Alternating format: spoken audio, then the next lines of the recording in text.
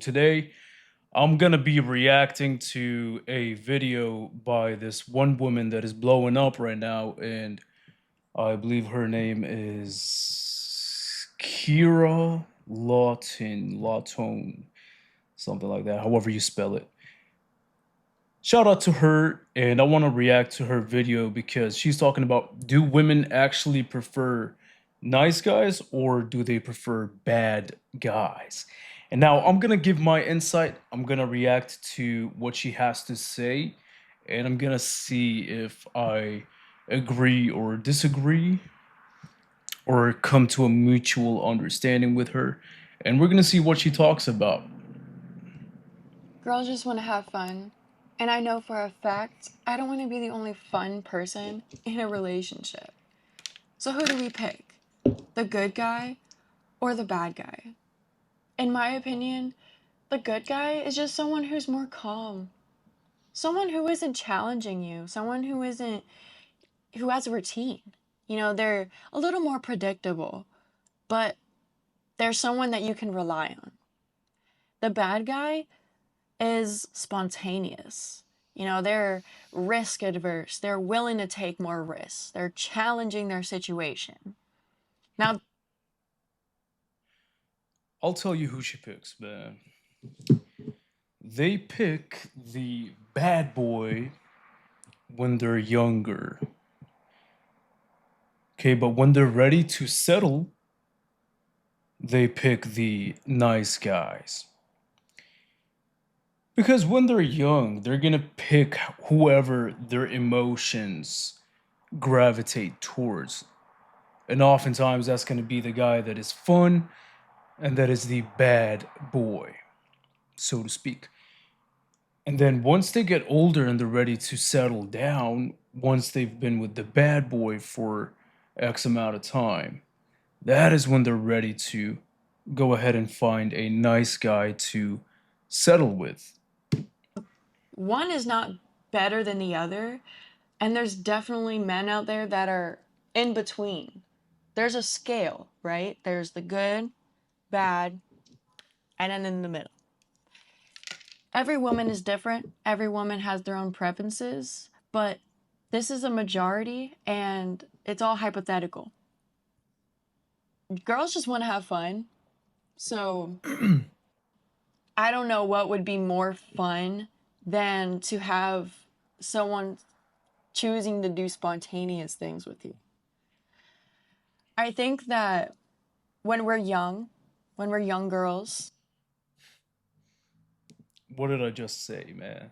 we don't really understand what we expect from men, but we do just want to have fun. Like, that's what we really want from the beginning. That's from the beginning. When we grow up, whether it's through a relationship or while we're single, we realize things. Okay. Allow me to cook because I'm about to cook right now, man. So when they're young, they want to have fun, like she just said. And oftentimes, to them, what they claim to be fun is their spike in their emotions. They want their emotions to go up and go down. Feel sad one day, feel happy the next, and feel angry one day. And they want these emotions to be caused by the guy that they're dealing with. Okay, because to them, that is what's considered fun, is when there's turmoil, there's chaos, drama, and that is only the women that are unhealed and that have, problems and like emotional possible problems or damage or something like that. Then she's gonna want to have fun, and to them, what fun is considered is the guy that's able to give her the capacity to feel a variety of emotions. Okay, that is what's considered fun, because that's why you'll see women that are very interested in, fantasy and books and stories and that kind of stuff that stimulate their emotions because they are emotional beings. And if a guy can do that to them, then that's the same guy that they're going to oftentimes gravitate towards and be hooked on in their early 20s and when they're younger. But then eventually they get older and they realize that sometimes having fun is not necessarily in their best interest, and they should probably find a nice guy that is boring and that is not necessarily fun, that is always going to give her safe emotions and good emotions, always positive emotions. And he's never going to create any turmoil. He's never going to, tell her, hey, whatever, blah, blah, blah. So that's the guy that they choose at the end when they get older. That we want and things we need as women. And one of them is to feel young. Is to feel young. Is to feel like, you're in your youthful feminine. And a lot of us women, we go through our own traumas, whether it's through our family or through other men we choose in our lives. So that can have a great deal with our preferences. Women who have trauma where Exactly. That's exactly what I just said. Women that have trauma, like let's say they grew up in a abusive household or a household where there was constantly fights, constantly drama, constantly, people yelling at each other. Oftentimes they're gonna kind of sort of like subconsciously miss that emotion. They're gonna miss the emotion of turmoil and they're gonna miss the drama element deep down, even when they get older, when they're in their 20s and they're 22, 25, whatever. And so occasionally they're gonna want to go back to that, and it's unfortunate. It's just how the human brain operates. For some reason, it's like they're gonna want to start creating these dramatic arguments and whatever in order to feel these specific emotions that were provided to them at an early age by people in the household or whatever, or maybe possibly an ex-partner that they had that was spiking similar emotions with them and creating arguments and whatever. And they're gonna want to go back to that in subtle ways, okay? And then when if they see that the guy that they're with is mature and is well spoken and calm and collected, and he doesn't want to necessarily, you know, indulge in these kind of conversations or confrontation or arguments or whatever, then they are gonna probably get bored and start looking for the guy that is gonna reciprocate and give them that sort of energy back, because that is ultimately what they desire on a subconscious level, because that's going to spike their emotions and it's going to give them they want any kind of emotion but boredom. Okay, say this with me, man. They want any kind of emotion but boredom. The moments you make her feel bored by being uh, an adult, essentially, by being responsible, being well spoken and calm and collected and stoic, and you have a good head on your shoulders and you're just calm and collected and you don't want to fight, you don't want to talk back, you don't want to do anything like that. That's the moment then oftentimes they're going to get bored and leave you. Okay, no matter how good of a guy, how nice of a guy you are, it's because it's not your fault and it's not their fault for that matter. It's just it's wired in their subconscious because that's what they went through when they're growing up, and it's like they can't help it. It's like it's almost like a addiction, honestly, in a way that they just can't seem to um, go by without having these sort of dynamics and arguments and whatever. we feel like we are all over the place, like we can never feel balanced. We want a more calm guy. We want the good guy. And it has a lot to do with trauma. It has a lot to do with how we grew up, with what we feel like love is represented by. And then when a woman is, you know, more calm, she feels like her life is boring. She doesn't know what to do per se. She's a little more confused, I guess. She's going to prefer the spontaneous guy because he's allowing more opportunities to flow through their lives. If he is constantly doing different things, if he's constantly challenging, taking risks, there could be failures in there, but at least the woman is getting something out of it. So, like I said, it has to do with a lot with traumas. Um, and it's very subconscious with women. We don't really realize it until It is subconscious. It's not her fault. And it's like, that's why sometimes people, men kind of like lose hope and they get frustrated because some men get confused, like because they just can't seem to understand why certain women that they date are just always going back to the same cycle of creating arguments and whatever. And what you got to understand is that it's not really her fault. She just naturally gravitates towards that emotional state, so to speak. And it's like, it's just hard, man. Like, you gotta be able to understand that. And if you really love the woman and you really want to be with her, I would say your best bet would be to kind of like understand these things, and maybe even start learning about how to kind of like be more proactive when she starts to create certain arguments on a subconscious level and go back to these patterns or whatever of yelling and whatever.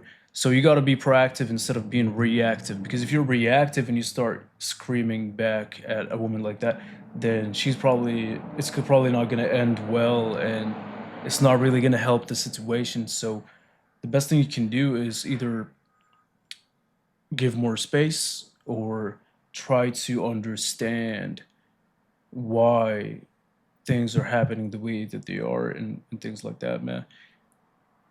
Because there are certain women that you'll date, if you simply tell her something like, "Hey, excuse me, uh, you can't be talking to that male friends or whatever." That's a pretty common one. A lot of guys don't want their exclusive partner or wife to be talking with different male friends that are romantically interested in her.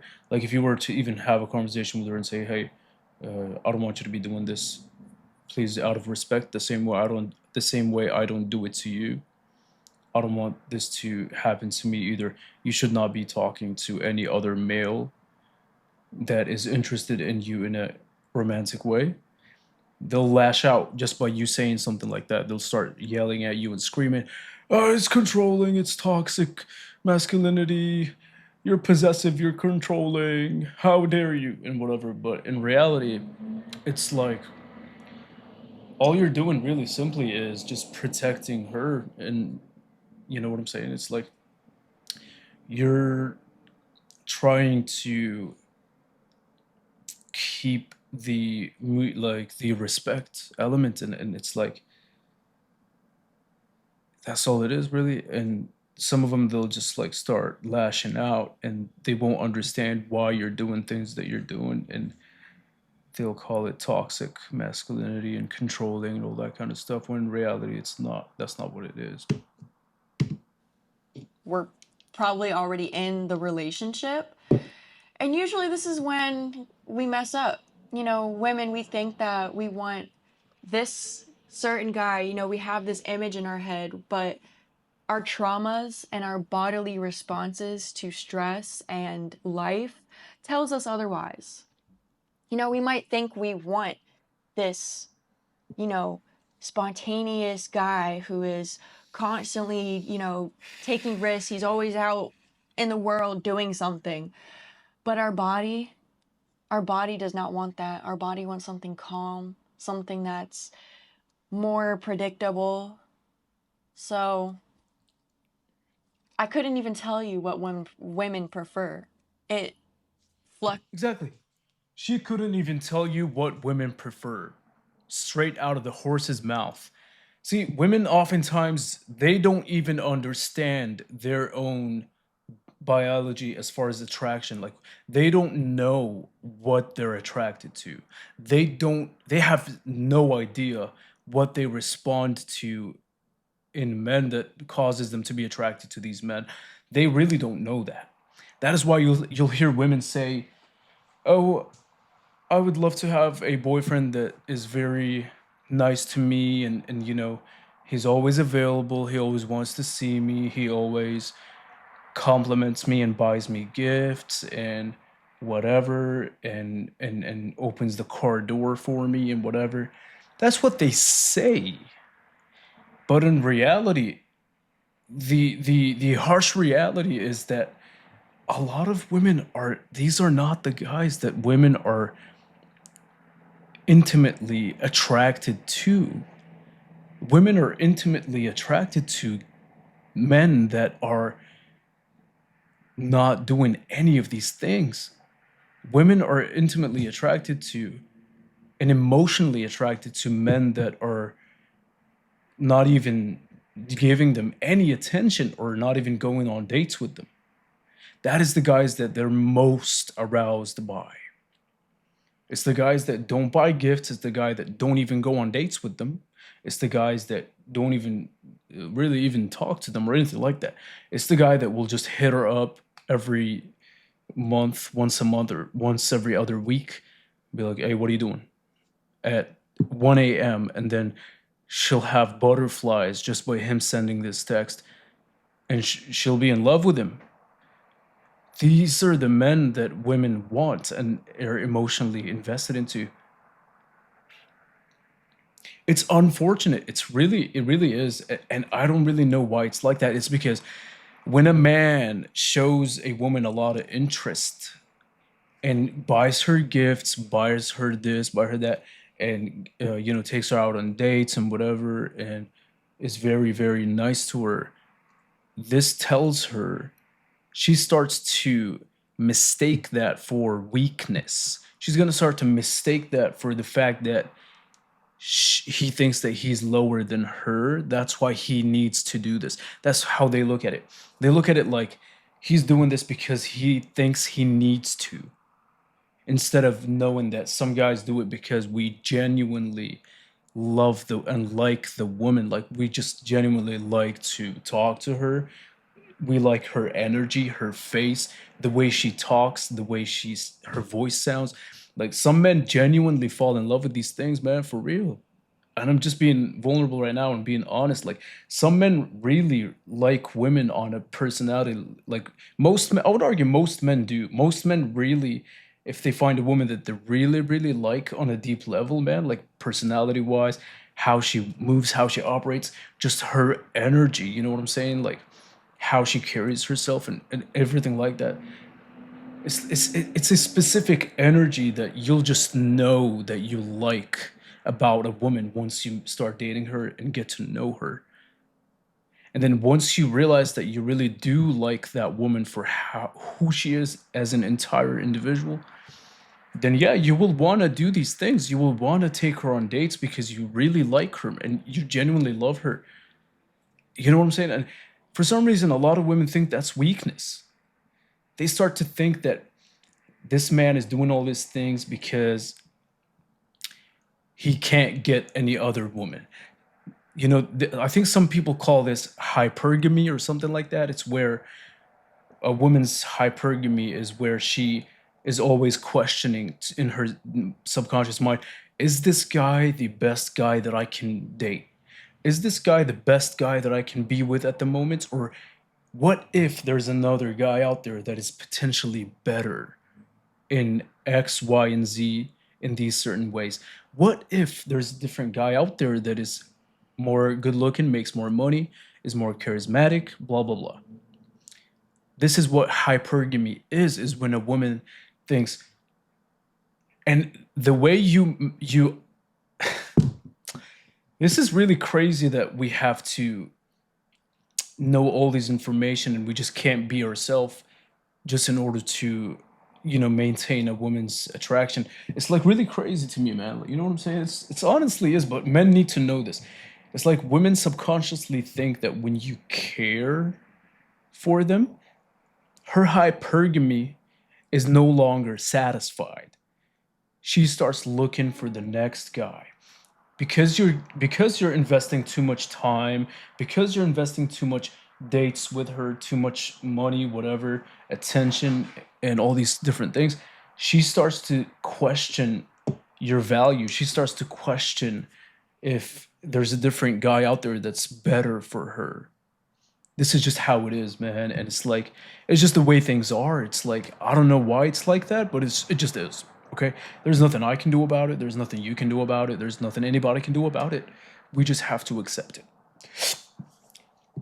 And now there are women out there, I'm not saying everyone is like that, women that are emotionally mature and understand these nuances will know that the man that they're dating is doing these things like going on dates and, you giving her one too many hugs or a hug that's a little bit too tight, for reasons other than him thinking that she's better than him. Like some women are that are mature understand that, some men do this from a genuine place because they actually love them.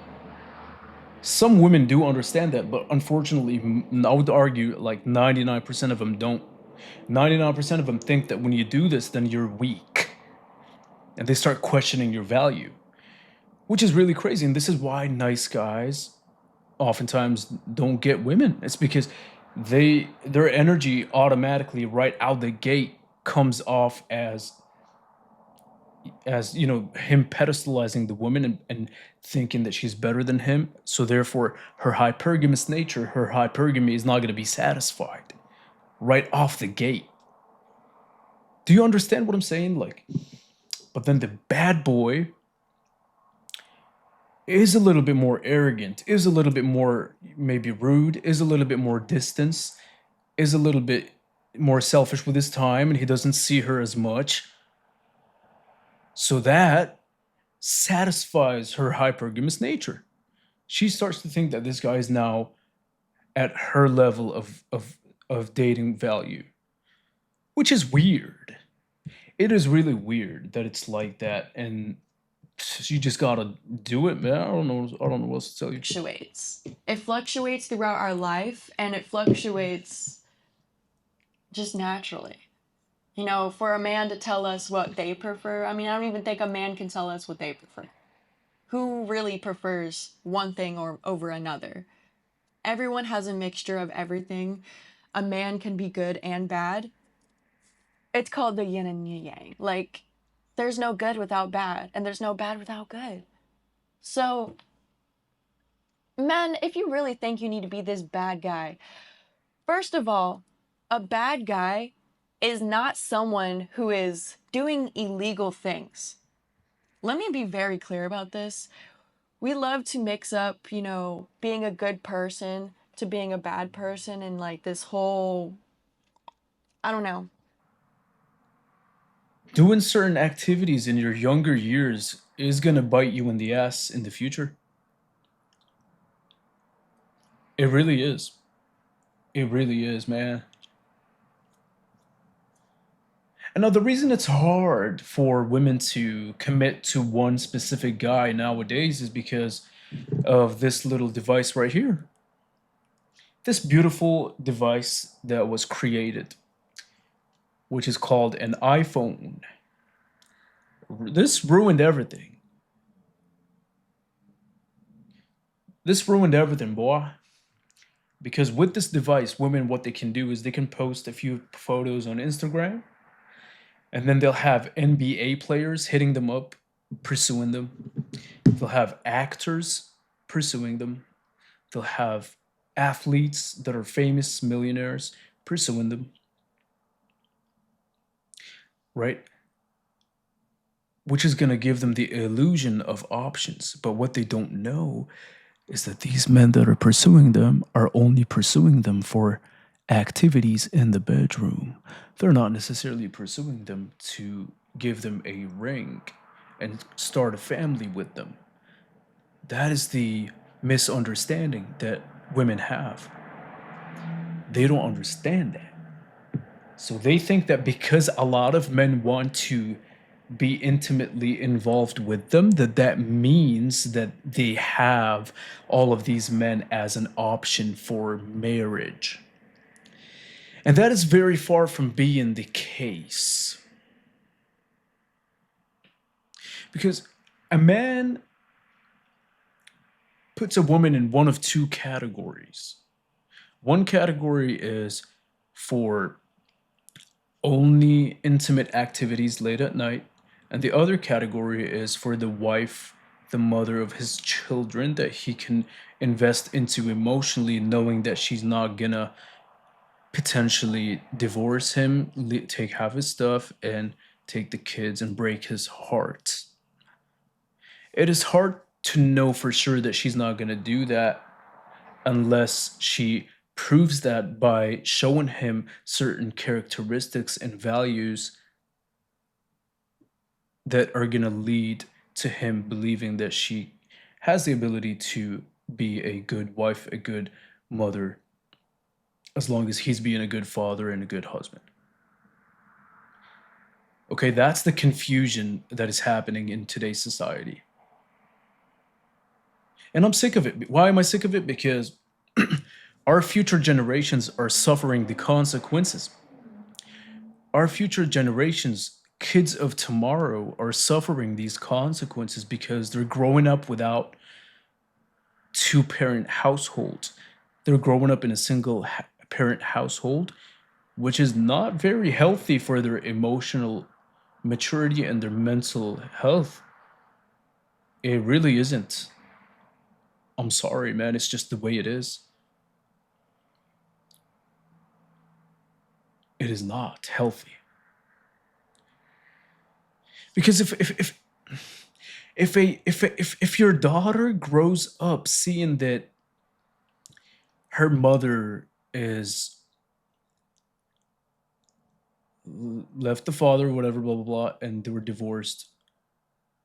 Now I know I want to validate something. I want to validate this. Some divorces need to happen because if you're in a very bad marriage, like where the husband is actually a bad person, yeah, divorce him. But more often than not, I would argue that the husband don't necessarily do anything wrong. The woman just gets bored and she wants something else, and he just starts blah blah blah whatever, so she divorces him. And that's kind of bad because the if your daughter sees that, then what do you think she's going to do when she grows up? She's going to start saying, "Oh, men ain't shit, blah blah blah," when in reality there are so many men out there that really do want a relationship, that want real love, and they want to create a family. There are men out there that are good people. There are men out there that are really good people, man. I'm telling you right now. But most of them are given up because the moment they try to take a woman seriously, the woman starts mistaking him taking her seriously for him being toxically masculine or controlling or whatever these buzzwords are.